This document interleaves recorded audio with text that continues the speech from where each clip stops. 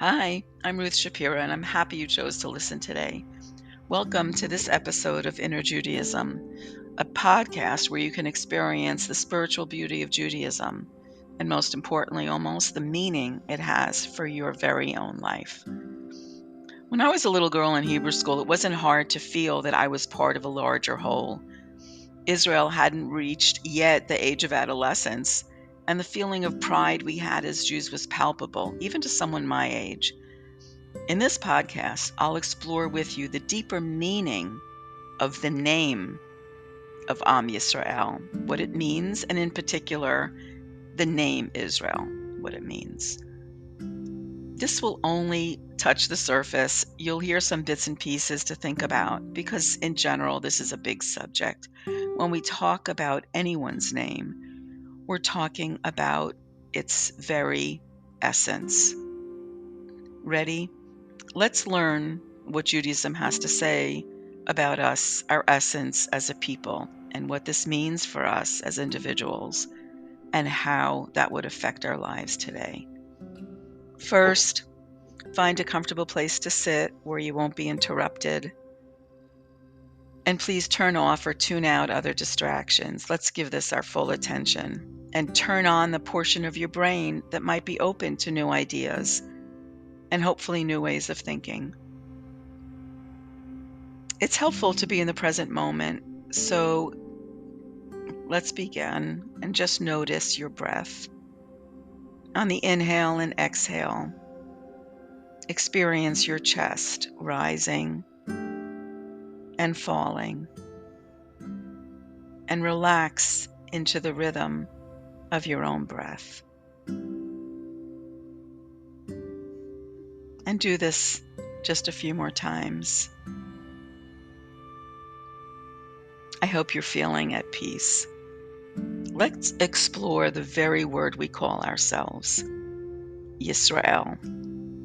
Am Yisrael. We could translate the word Am as people or nation, but our focus is going to be on the word Yisrael, which has an incredible depth of meaning. On the surface, Yisrael is the name given to Jacob, Yaakov, after he wrestles with a, quote, higher being the night before he is to meet Esau. And hold on to that image because we're going to get back to it. But on a really concrete level, the very name Yisrael contains all the names of our patriarchs and matriarchs. I know, awesome, right? The Yud is for Yitzchak, Isaac, and Yaakov, Jacob. The Shin is for Sarah. The Resh is for Rivka, Rebecca, and Rachel, Rachel. Aleph is for Avraham, and the Lamed is for Leah. That's awesome, right? In the very word for who we are, deeply embedded in this word is where we came from. But that's not all. Let's go a little further. If we divide the word Yisrael into two, we get Yisra or Yishra and El. Yishra is made up of the letters Yud, Shin, Resh. And that word has two different meanings. You can either consider the middle letter as a Shin with an SH sound, sh sound, or a Sin with an S sound.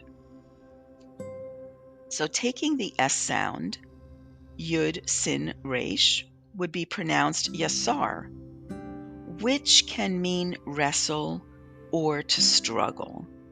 In the prophet Hosea chapter 12, verse 5, when referring to the incident with Jacob and the higher being, the word Vayisar means he wrestled with an angel. But if you pronounce the word in Yisrael as Yashar, that would mean straight, honest, law-abiding, and righteous, yashar. By the way, that word is also the root word for the foundational Musar book, Mesilat Yesharim.